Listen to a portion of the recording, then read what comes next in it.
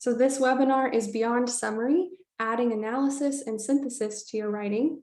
And I'm Julie Johnson Archer. I'm the director of the Online Writing Center. And welcome. So glad you could join us this evening.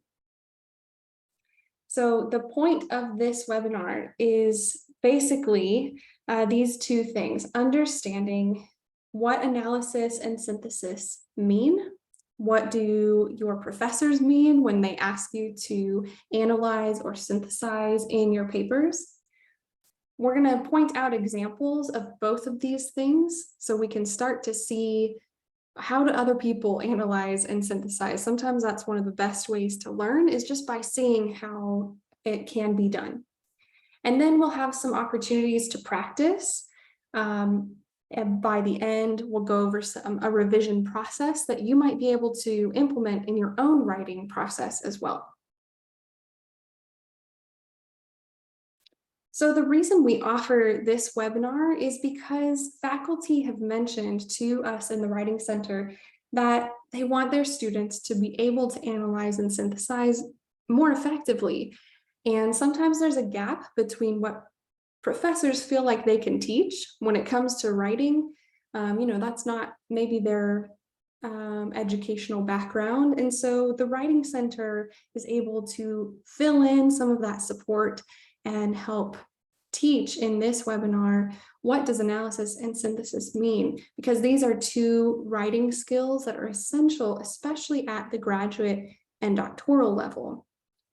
So if you might see comments from your professors on your papers, like work on your connections, or why is this important? What's the significance? Or even something like needs more analysis or synthesis, right? So we're going to start with some of the basics of paragraph structure.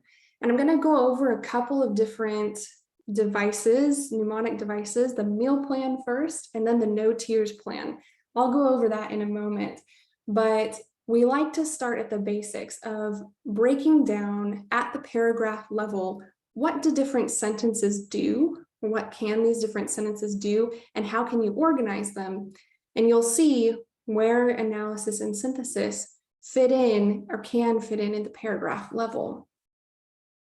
And welcome if you're just joining. We're just getting started talking about analysis and synthesis. If you have any questions, type them in the chat room. All questions are welcome. So one mnemonic device you might have heard of, maybe not, is called the meal plan. And this breaks paragraphs down into 4 basic parts. Starting with the first sentence, the main idea. Maybe you've heard topic sentence is another way to describe that. Basically, what's the paragraph about? Then you have a sentence that's evidence. This is where you might draw in a citation, a quotation, some sort of evidence or something to back up your claim. Then we have analysis. We don't leave the evidence to speak for itself. We explain it. That's what analysis is at a basic level. And then a lead out, also known as conclusion. So this is a really helpful tool for short papers, short paragraphs.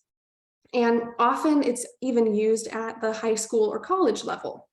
So as we're moving up to graduate level, maybe even doctoral level writing, the no tears plan was developed for that, kind of this next step. As you saw with the meal plan, we had analysis, but we didn't have a place dedicated for synthesis in these paragraphs. And often synthesis gets left out. If anything is left out in a paper that's underdeveloped, often it's the synthesis. So we'll talk about where that fits into graduate level writing on this next slide. So here is this newer mnemonic device.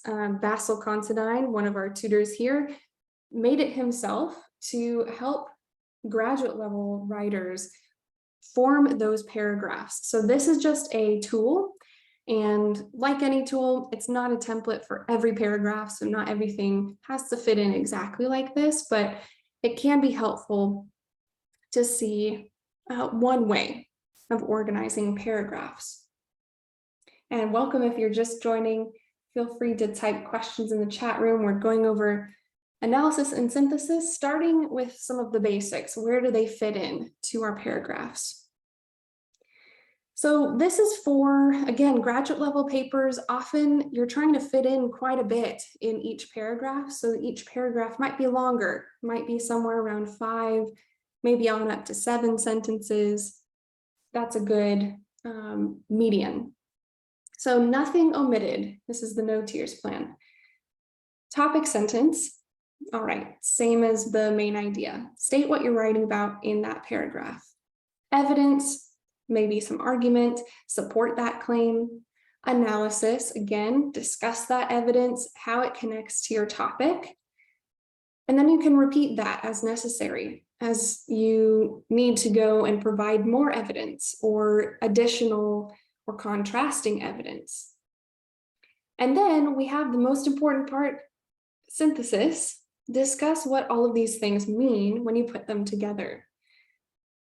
You might even have a final last sentence in there, like a conclusion sentence, or a sentence that transitions from the topic you're discussing in this paragraph to the next topic. But this is a good framework. And the reason we spend time looking at the basics, what goes in a paragraph, is because as you are doing your reading for your courses, you might start trying to point out, where are these sentences of analysis? In this journal article I'm having to read for my course, can I find examples of synthesis? And as you can point these things out in other people's writing, then you'll be able to have more options for what's possible in your own writing, but then also you'll be able to do this for your own writing as well, pointing out, do I have analysis and where is the synthesis in my own papers? Or even if you're ever asked to read a student or a peer in your courses, if you're ever asked to read their paper or give it a read over, this can be a helpful framework for you to say, you kind of just left your evidence in there, but there's no analysis. So we're going to talk more about these things and give examples. But in general, what are analysis and synthesis? What do our professors mean when they're asking us to do this? There are key elements, again, I've said this, of graduate writing, specifically for critical writing. Just like we're trying to improve our critical reading skills and critical thinking skills, critical writing skills involve these 2 skills, I would say up at the top. These are 2 of the main ones to become more effective and critical writers. They're key parts of writing an effective argument as well. They can help you flesh out different ideas, show connections, and ultimately support the claims you're making more robustly. They're tools for interpreting and showing the meaning of evidence. And when they're missing, it's one of the most common areas to lose points, or maybe you're getting feedback that your writing is underdeveloped. Or needs to be expanded. These are 2 tools or parts of your papers that you might want to develop more. So generally speaking, again, analysis and synthesis, they're similar, and together, these skills are a way of walking your reader through your own understanding of how different pieces of evidence and argument relate. It's kind of taking your reader's hand and walking them through your ideas. In APA style, which is the style most of our programs use, and you can type in the chat room what program you're pursuing. I know we have EDD folks in the room, but if you're in a different program, that'd be great for me to know. Most programs, though, do use APA style. And more than just formatting and telling us how to cite our sources, APA has guidelines for the style of the writing as well, and they involve being plain and direct. APA writing is as scientific and objective as we can be, And often this means not leaving anything up to interpretation. We are going to spell things out for the reader the best we can, and analysis and synthesis help us do that well. So let's talk first about analysis. Specifically, analysis is the discussion of evidence or argumentation. So it's more than simply summarizing or presenting what someone else has said. This study found this finding. That's evidence, but we need to explain, what does that finding mean? Why is it important? Why does it matter? That is analyzing the evidence. So often, one form of analysis involves comparing two pieces of evidence.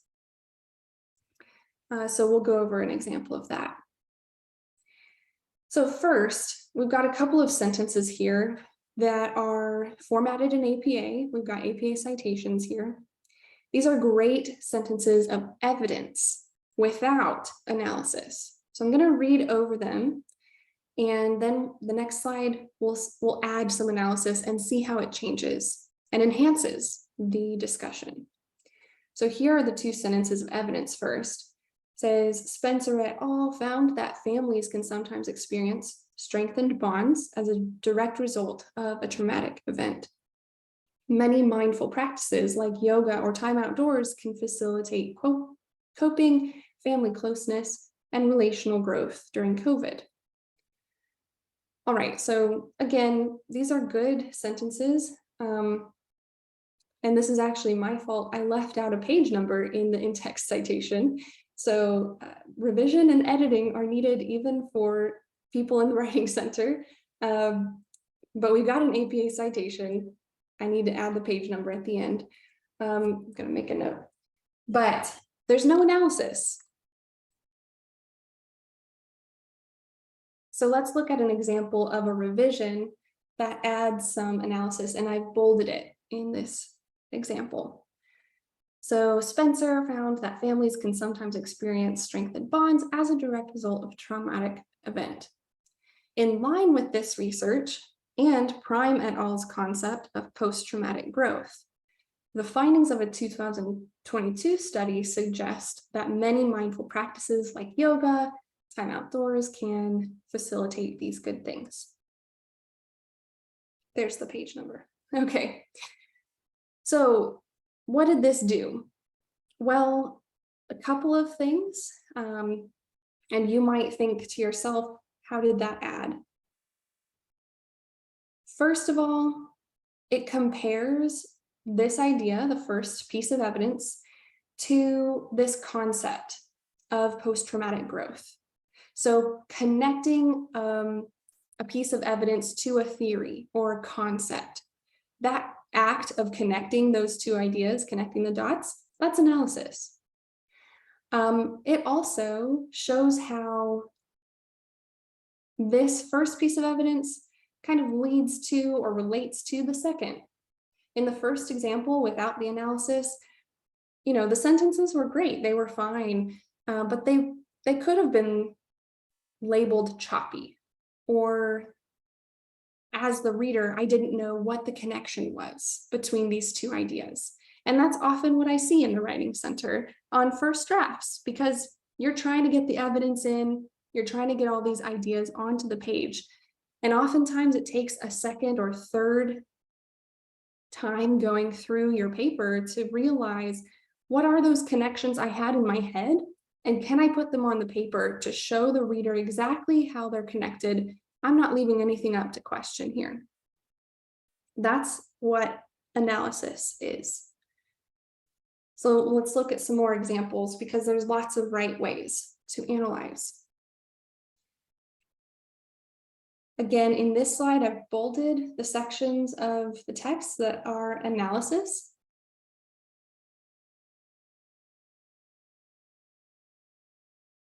Okay, one moment, there we go. So the first example here says, consistent with Achike 2014, Emmanuel 2015 discovered that COPD patients responded positively to the treatment over 1 year. So this is like the previous example.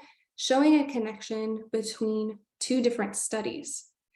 And you can see it's so brief, just 3 words, but it could add a lot to this discussion of evidence.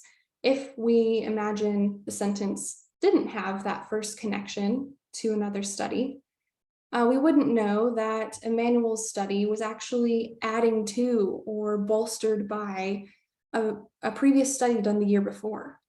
And so showing that connection between 2 pieces of evidence actually gives the evidence more credibility, and your argument gives you more credibility as the writer. That's not the only way to analyze. Let's look at one more example here. Smith found that birth order and personality traits were connected. However, Smith's results are less likely to be generalizable due to the use of a small homogeneous population of 11 siblings. So, this is a really interesting piece of evidence or finding from Smith. But if we left that alone, we might say like, oh, that's just a truth, and we're gonna move on to another subject or leave it at that. What is really great about this example of analysis is it's critical because, at the graduate level, we are looking for things that could be better, things that need more research.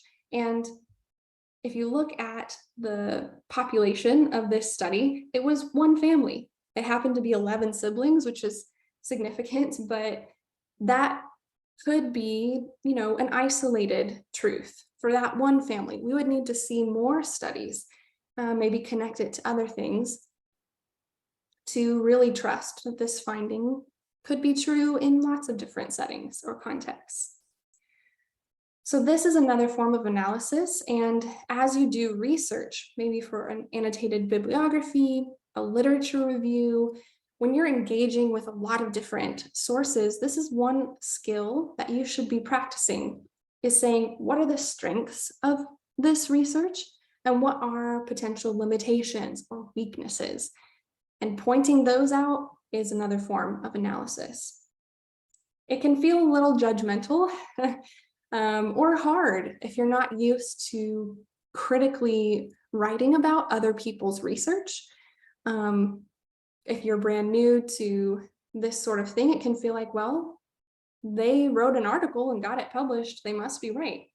But finding and pointing out either strengths or weaknesses or connections, these are forms of analysis. So to sum up this part, analysis connects the dots between evidence or your source material in your papers. It can connect evidence to your ideas. So I didn't give an example of that, but connecting a piece of evidence, a finding from a research study, to your life, your context, your work experience. That's another thing to connect research to. That's another form of analysis. And so as you're reading through your papers, think to yourself, every time you give a piece of evidence, you share an idea, did you answer the question, so what, after the idea? Especially if you're quoting or paraphrasing source material, look at the sentence that follows and say, did I say and explain to the reader why that quote or that idea was important or relevant to your paper? So analysis and synthesis are fairly similar. There's some overlap, but I'll try my best to distinguish between them just for the sake of us being able to spot examples of analysis versus synthesis to better our own writing skills. So synthesis is a discussion, again, not summary or reporting, a discussion of multiple pieces of evidence or arguments. It's building new conclusions based on the relationships between different points of evidence or arguments. And again, it's a great sign of graduate level writing. This is a skill that every graduate writer works on, practices, and gets better at ultimately with that practice. So I guess the way I will summarize synthesis, the difference between analysis and synthesis, is that synthesis goes further than analysis. It's like the second point says, building new conclusions or taking big ideas or multiple ideas and forming an overall takeaway from them. So we'll look at some examples here, but often if you're reading through your papers, ask yourself, what do these things mean when put together? Maybe look at the end of your paragraphs and see, did I answer that question? You know, I presented 3 pieces of evidence, I analyzed them, but did I say anywhere what all of this means when you put it together? Is there a key takeaway? Or how do I, as the writer, interpret what I've presented, all this information? It's similar to a conclusion sentence. There might be some overlap there as well.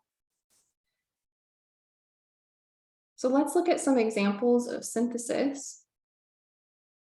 Again, I think it's so important to highlight and be able to point out examples of synthesis in our reading, and that way we see what's possible and we can start picking and choosing different strategies that you think you could start applying in your own writing to enhance your synthesis skills.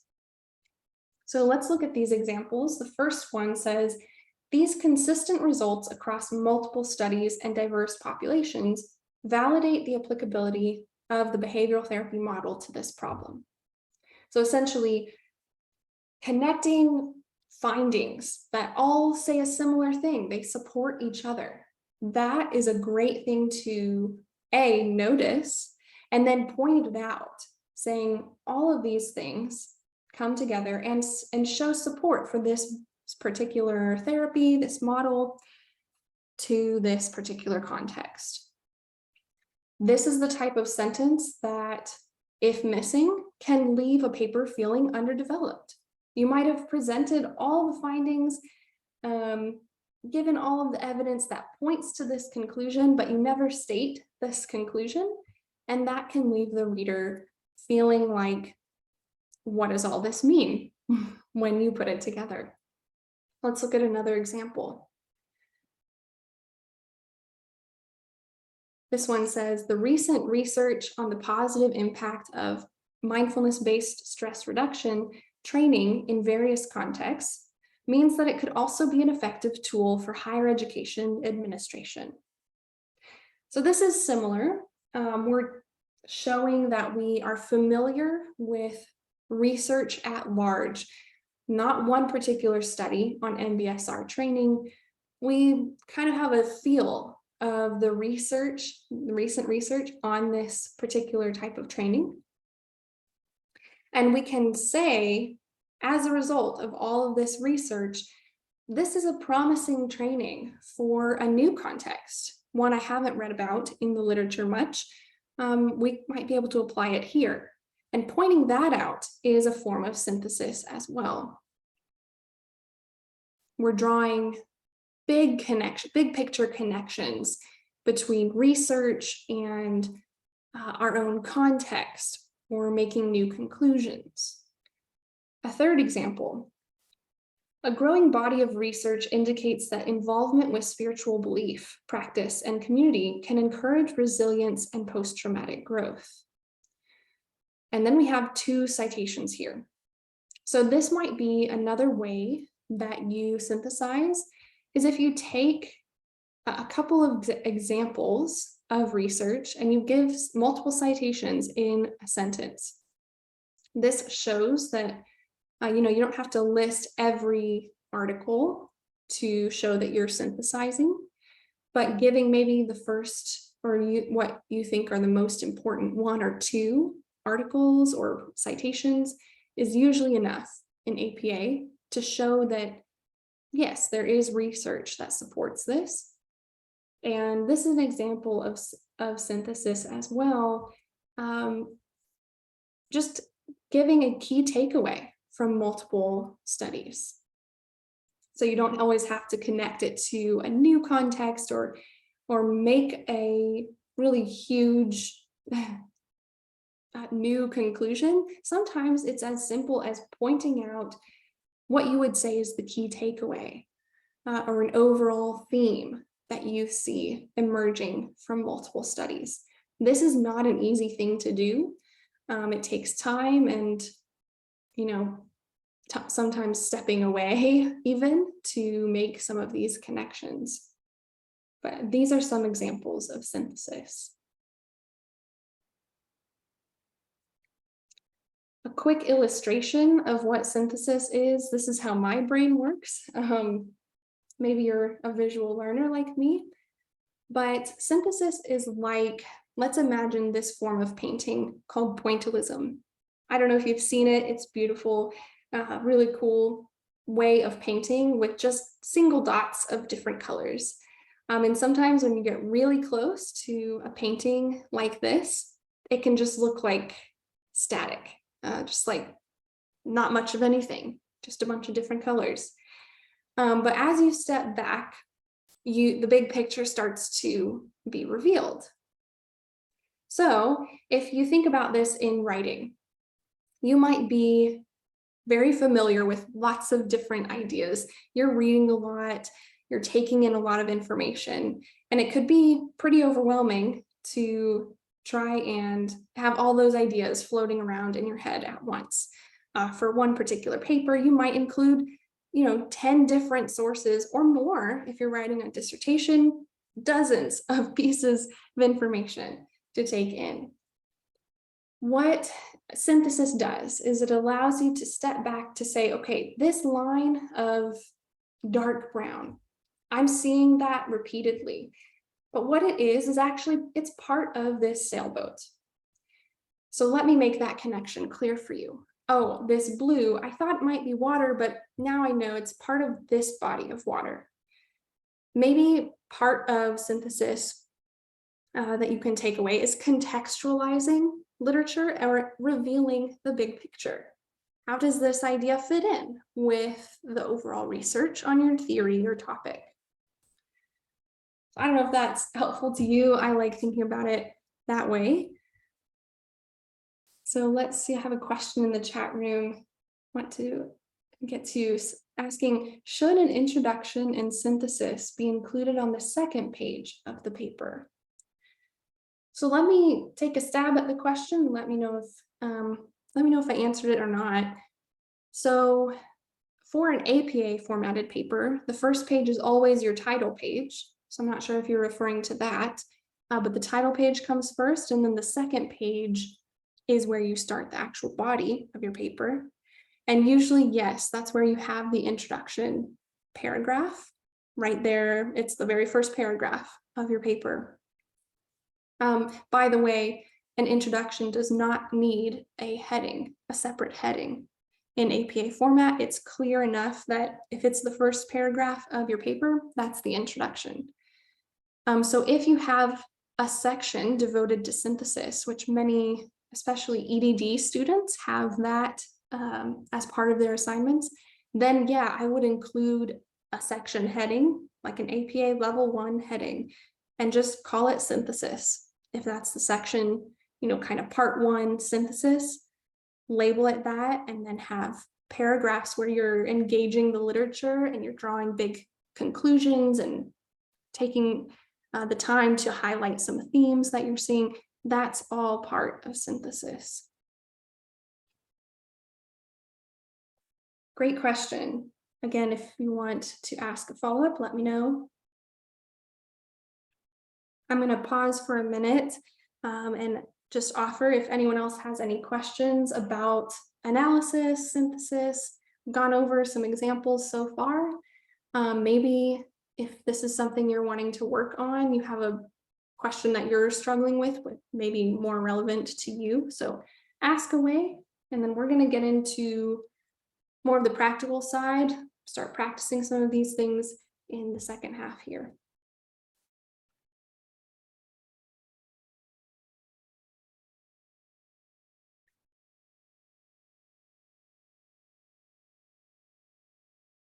Okay, I'm going to keep going, but again, feel free to ask questions anytime. This is going to be one paragraph from a research study, and we're going to practice identifying analysis and synthesis in this paragraph.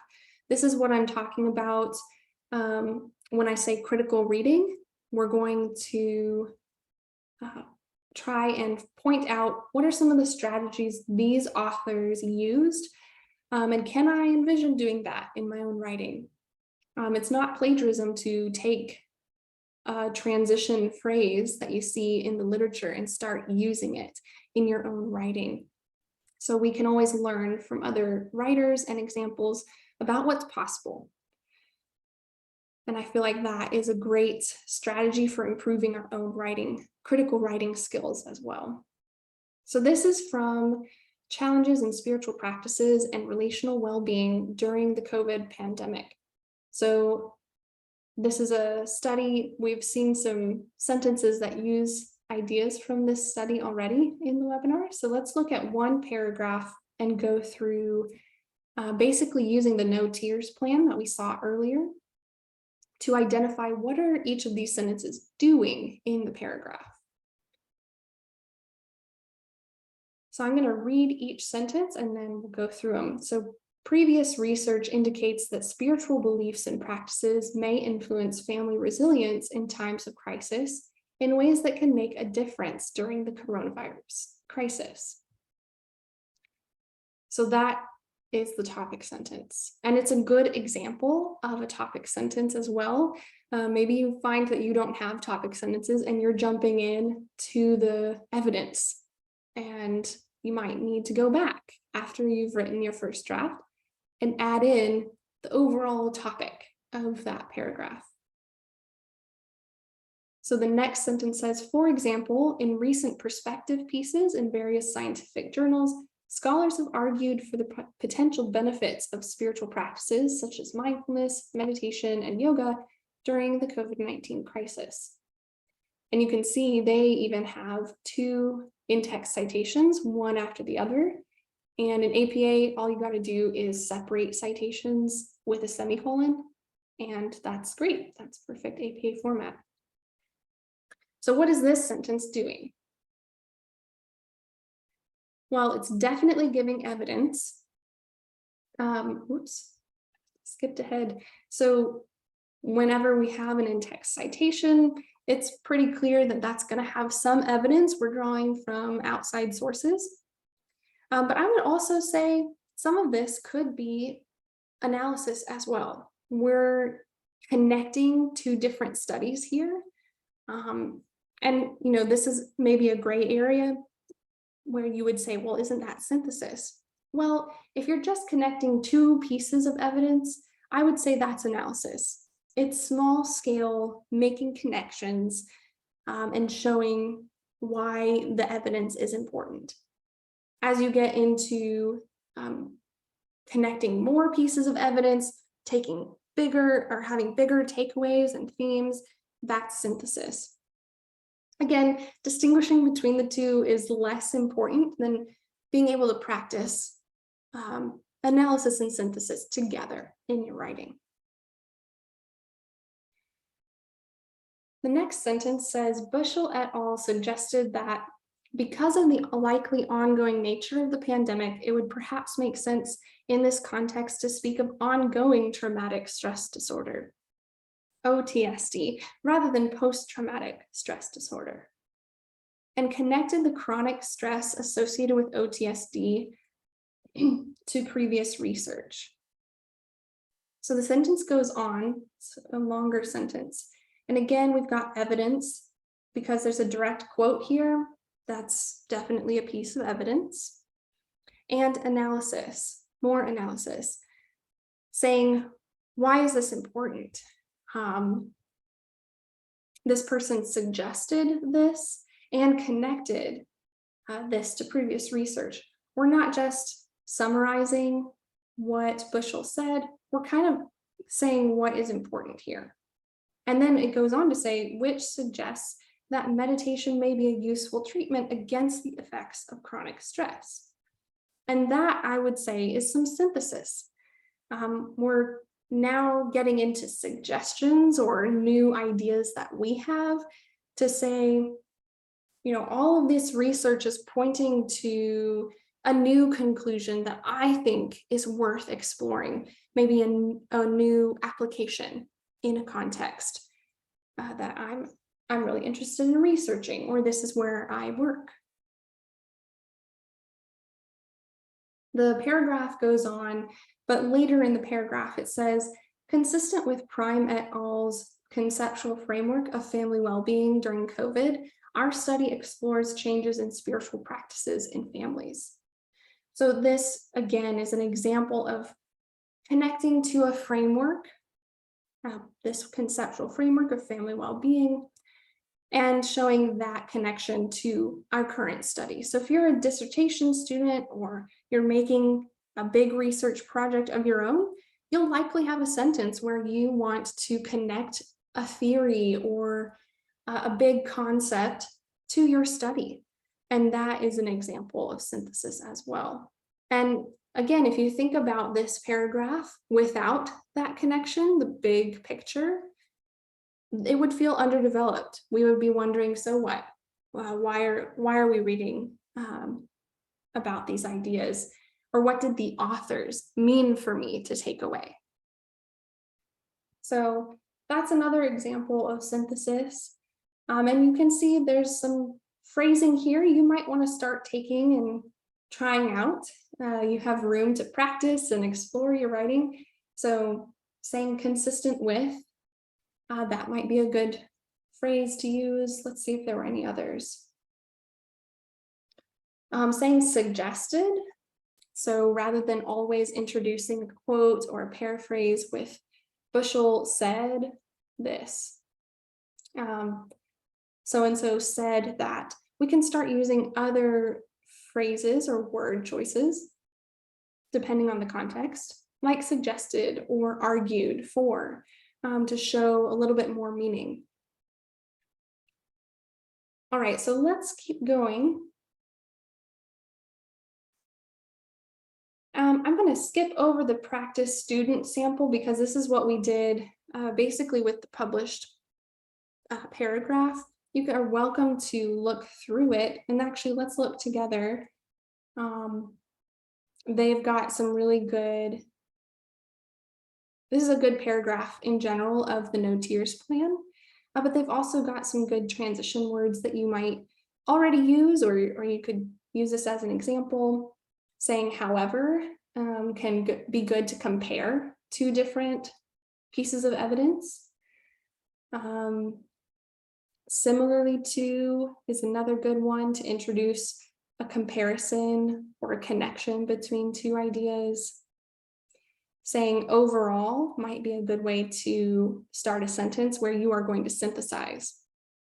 So if you're not sure that you've included enough synthesis, maybe go in and see, can I add a sentence to the end of my synthesis paragraphs, or a section where I'm supposed to be synthesizing, and start that sentence with the word overall, and then complete the sentence. That might even be a helpful tool to get your ideas flowing.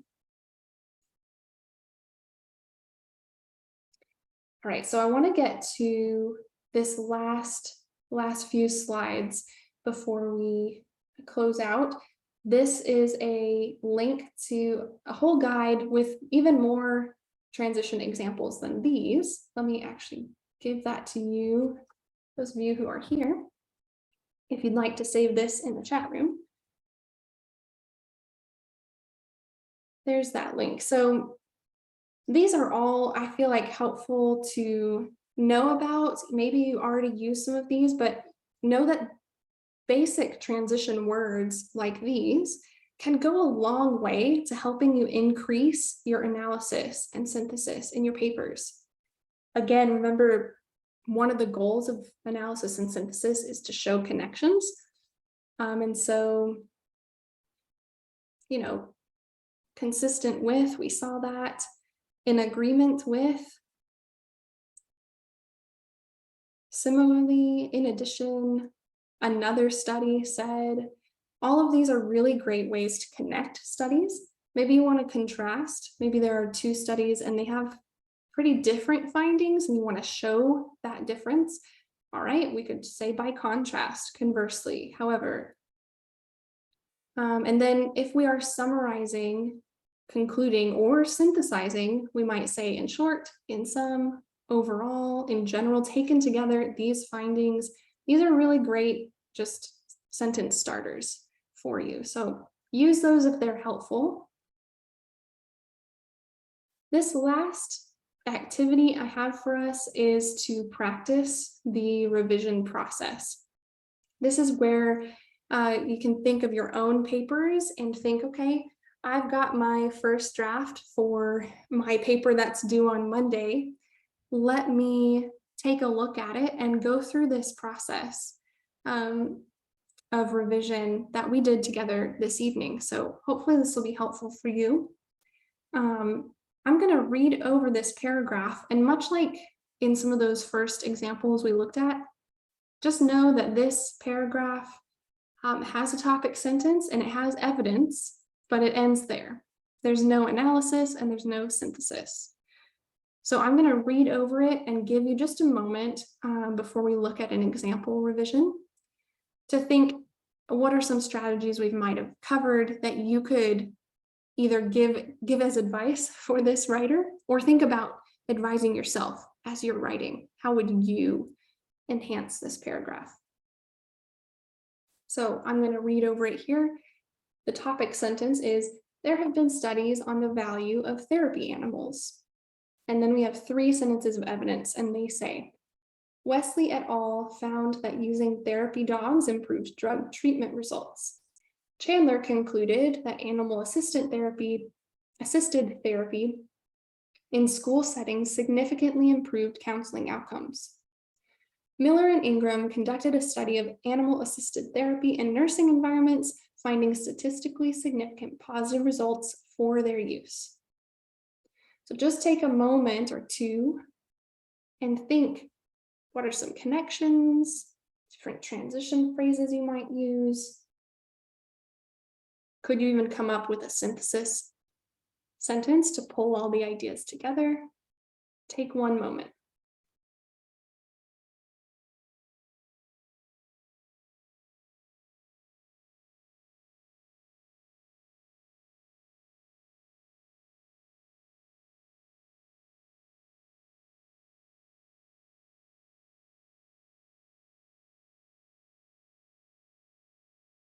All right.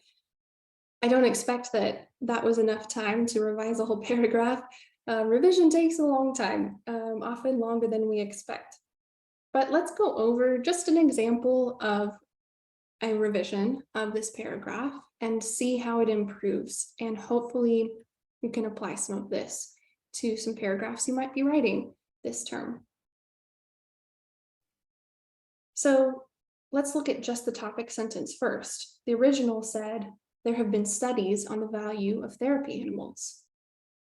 We could revise that to make it even better, more specific. If we said multiple studies have supported the value of using therapy animals for a variety of conditions. All right, so that already sets us up in this paragraph to maybe discuss what are some of those studies and variety of conditions.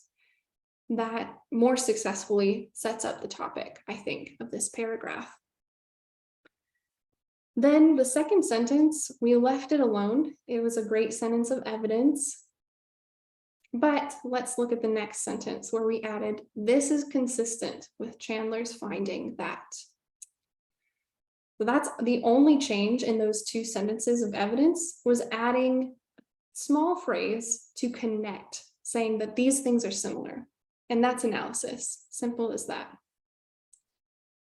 It also kind of breaks up the repetition. If you noticed in this first example, every sentence just started with another author's name, and that can get repetitive. It might even start to get distracting. Maybe these authors are not as important to name right at the start of the sentence. So that's what we did in the last sentence of evidence. We pushed the names, the citation, to the end of the sentence. So that's not really about analysis and synthesis, but that is another tip if you find that you're always introducing the authors at the beginning, or you're always doing it at the end. You can mix it up by introducing the author in either location of the sentence. So we changed the third piece of evidence here. The original was pretty wordy and kind of detailed, talking about finding statistically significant results. If you think about it, the goal of this paragraph is just to show that there's been evidence of value for therapy animals in lots of different settings. And so with that goal of this paragraph in mind, we can kind of simplify the evidence and say using animal-assisted therapy has also been validated in nursing environments, period. That simplifies the idea, it gives the key takeaway. And even saying the word also here is a form of analysis. You're connecting it to the previous pieces of evidence. Then the final sentence, the one that was missing, is the synthesis, where we say, or we answer the question, so what? What does all of this mean? These studies and their findings suggest that therapy animal use enhances many treatments and might significantly improve PTSD treatment at this clinic. All right, so even if we didn't have the last part, let's say we weren't conducting an actual study, we're not a DNP nurse at a particular clinic doing a research study, we could have a synthesis sentence that says these studies and their findings suggest that therapy animal use could significantly improve other conditions as well, period. That kind of rounds out the paragraph. It acts as a conclusion in this case, but also it's synthesis because we're answering the question, what does all of it mean when we put it together? What's the big picture here? So I hope that exercise is useful to you. This is the sort of thing we do in the Writing Center as well. So if you're wanting some feedback, like how do I get my sentences or my paragraphs to be more developed, getting it from A to B can be challenging, and getting some feedback from the Writing Center tutors is a great way to find support in this really challenging work. So I'm going to leave you with some resources, and if you have any questions here at the end, we'll all stick around. But the resources listed here, you can find them on our website. I'm going to be posting this webinar recording and these slides to our website. And in fact, if you haven't RSVP'd for this webinar, obviously it's fine, you don't have to RSVP to come, but if you didn't RSVP and you want to get these slides in your inbox along with the recording, just put your ACU email address in the chat room, either just to me or the whole group, and I'll grab that and make sure you get this in your inbox. The Walden Writing Center has so many great short videos on analysis and synthesis. I learned a lot from them. So if you want more examples, short, quick videos to watch, go to Walden's resources. And then we've got some information about how to use the Writing Center. And if you have any questions, go to this slide or ask me. And then one quick final thing to leave you with, we've got recordings of a lot of asynchronous webinars we've been offering for lots of different programs. We've got upcoming more virtual releases is what they're called. They're not live events like this one. This is our last live event for the fall 1 term. But we do have more webinars coming, new videos that we'll release on our website for EDD students, the conflict resolution, DNP, family studies, lots of different webinars upcoming. So check out our website to keep up to date with our webinars. Couple links to previous webinars that are related to tonight's if you're Like, I don't know how to cite an APA, or what does it mean to write at the graduate level? We've got these webinars here for you as well. All right, and yep, I've got your emails. If you sent it, I've got it. Thank you, everyone. I'll stick around for one more minute if you have questions, but that is the conclusion of this evening's webinar.